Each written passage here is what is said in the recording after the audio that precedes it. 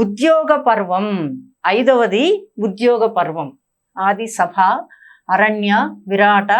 5వది ఉద్యోగం, ఉద్యోగ పర్వం. ఉద్యోగం అంటే ఏమిటి?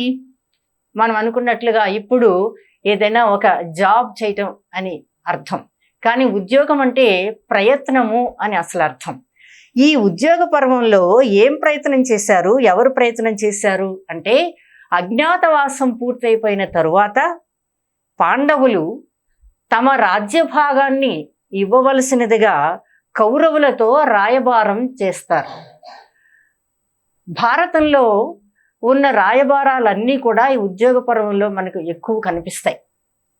అంటే యుద్ధం లేకుండా శాంతియుతంగా వారి సమస్యను పరిష్కరించుకోవడానికి వాళ్ళు చేసినటువంటి ప్రయత్నాలు ఈ రాయబారాలన్నీ కూడా.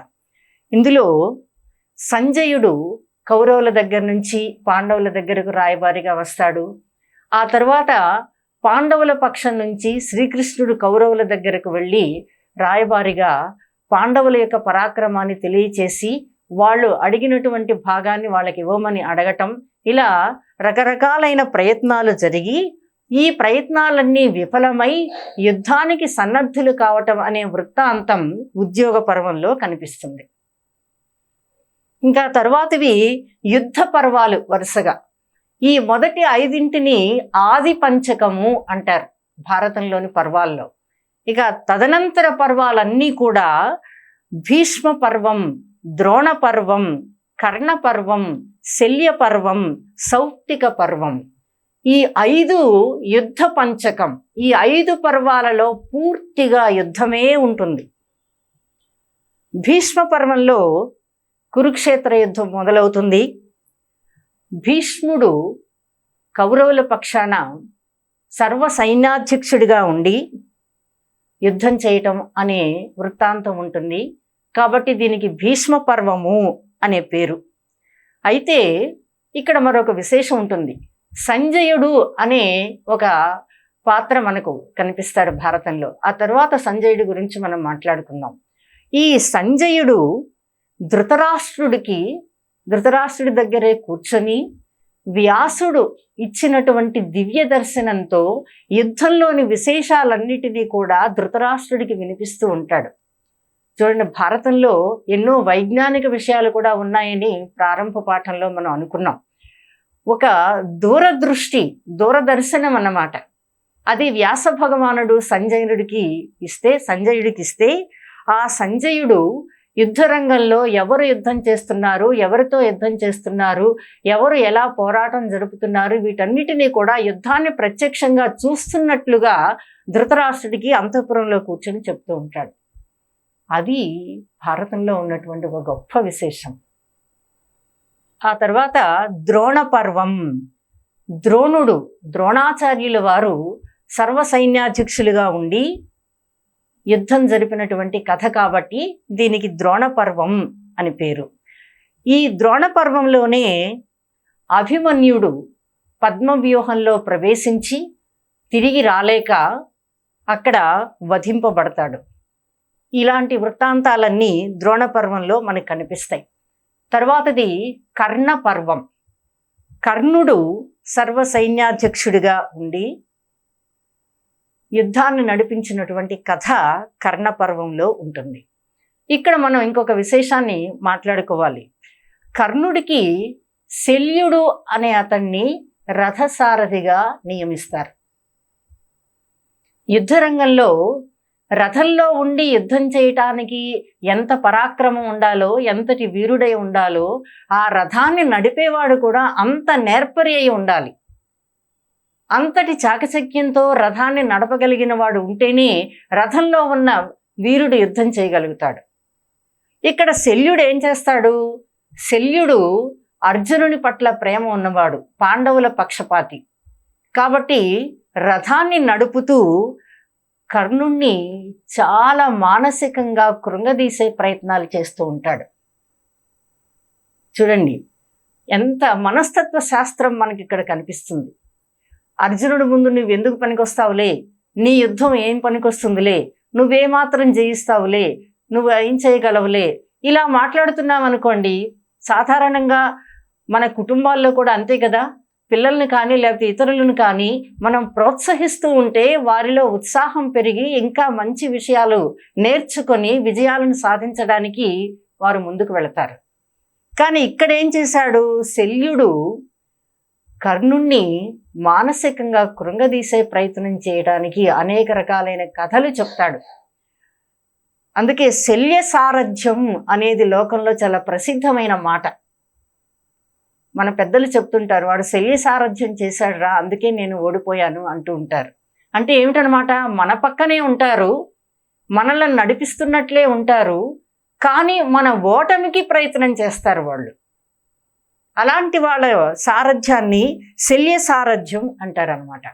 ఇలాంటి అద్భుతమైన నానుడులు, లోకోక్తులు మహాభారత కథ నుంచే మనకు సమాజంలోకి వస్తాయి. అక్కడ శల్యుడు ఏం చేస్తాడంటే హంసకాకియోపాఖ్యానం ఇలాంటి మానవేతరమైనటువంటి పక్షుల యొక్క, జంతువుల యొక్క కథలు కొన్ని చెప్తాడు. అసలు వ్యాస భారతంలోనే ఇది ఒక అద్భుతమైనటువంటి విశేషం. జంతువుల కథలు, పశుపక్ష్యాదుల కథలు ఉంటాయి. ఏమిటివి, ఇలా ఉండడం ఏమిటి, మహాభారతము పంచమ వేదము అని అనుకుంటూ అంటే, మానవులు తమ సమాజం కాకుండా ఇతరమైనటువంటి సమాజంలో జంతుజాలం ఎలా ప్రవర్తించిందో చూసినప్పుడు, చిన్నపిల్లలు చూడండి పక్షుల కథలు, జంతువుల కథలు చెప్తే ఉత్సాహంగా వింటారు.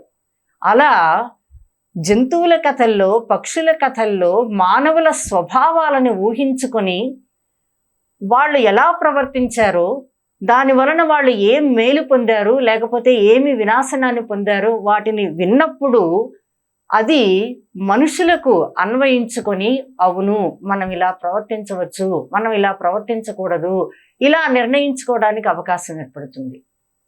అక్కడ శల్యుడు చేసిన పని అది. ఆ శల్య సారథ్యం వలన కర్ణుడిని కృంగదీసే ప్రయత్నంలో చాలా రకాలైనటువంటి మాటలు అక్కడ మాట్లాడతాడు. అది కర్ణ పర్వం. తర్వాత శల్య పర్వం.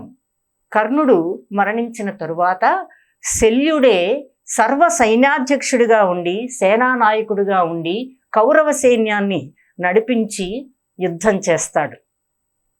యుద్ధం చేసి సహదేవుని చేతిలో, శకుని ధర్మరాజు చేతిలో శల్యుడు హతుడవుతాడు.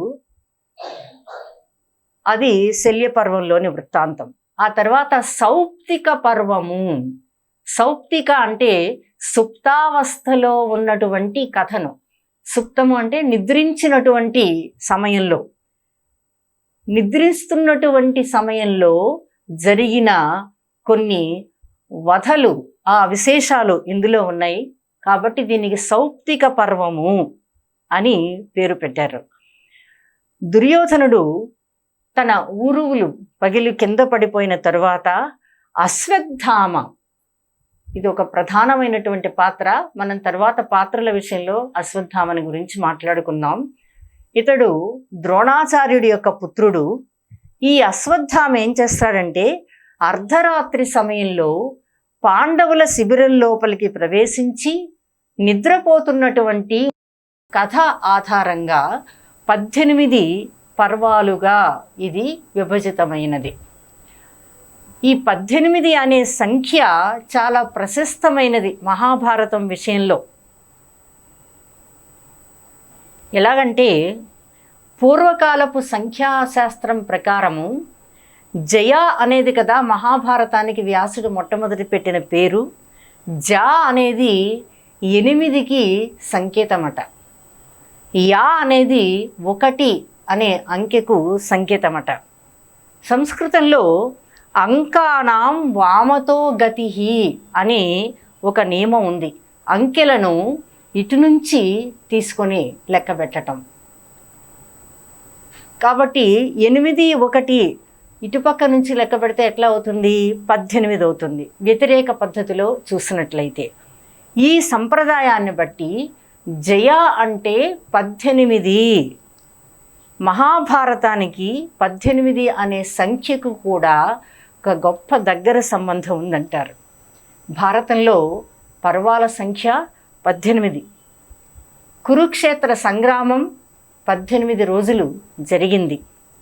అందులో పాల్గొన్న సైన్యం 18 అక్షౌహిణుల సైన్యం అంట.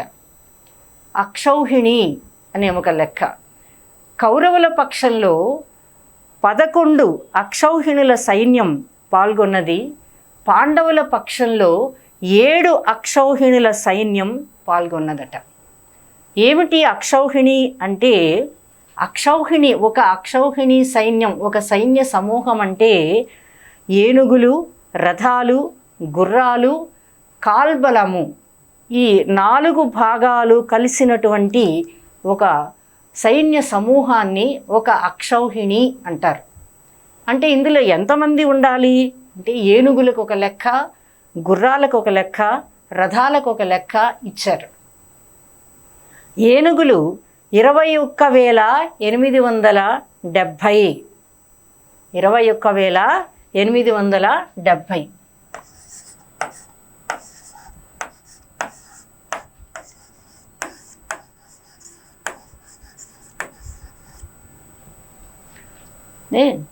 ఇక రథాలు కూడా అదే సంఖ్య, 21,870 రథాలు.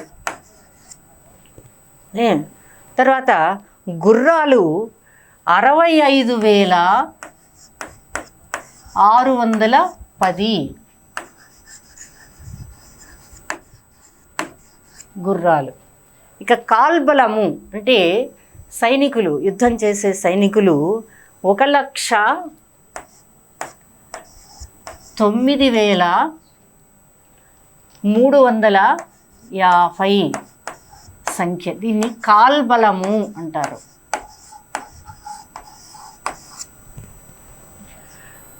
ఇవన్నీ కలిపితే ఒక అక్షౌహిణి అన్నమాట. అక్షౌహిణి అంటారు దీన్ని, సైన్యం. ఇలాంటి 11 అక్షౌహిణుల సైన్యం కౌరవుల పక్షంలో పాల్గొన్నదట. ఇందులో ఒక చమత్కారం చూడండి. 21,870 2 1 8 7 0 కలిపితే 18 అయింది. అలాగే 21,870 6 5 6 1 0 18 అయింది. అలాగే 1 9 3 5 0 18 అయింది. కాబట్టి 18 అష్టాదశ సంఖ్య అన్నది మహాభారతంతో ఒక అవినాభావ సంబంధం కలిగి ఉన్నది అని. అలాగే మహాభారతంలో యుద్ధరంగంలో శ్రీకృష్ణుడు అర్జునుడికి బోధించాడు భగవద్గీత. అందులో ఎన్ని అధ్యాయాలు ఉన్నాయి? 18 అధ్యాయాలు ఉన్నాయి. కాబట్టి మహాభారతం 18 పర్వాలు కలిసినది, 18 అనే సంఖ్యతో కూడి ఉన్నది. దీన్ని తెలుగులో కవిత్రయం వారు మనకు అందించి, సంస్కృతంలో పంచమవేదమైనటువంటి ఆ మహాభారతంలోని విశేషాలన్నిటినీ కూడా మనకు అందించి ఒక అద్భుతమైన సనాతన ధర్మాన్ని మనం అర్థం చేసుకోవటానికి దోహదం చేసిన మహానుభావులు ఆ కవిత్రయం వారు. ఆ కవిత్రయం వారిని మనం స్మరించుకుంటూ మహాభారతంలోని పర్వ విశేషాలు అన్న విషయాన్ని మనం ఈనాడు చర్చించుకున్నాం. ఇక తర్వాతి క్లాస్లో మరికొన్ని విశేషాలను మీతో ముచ్చటించే ప్రయత్నం చేస్తాను. ఇవాళకి సెలవు.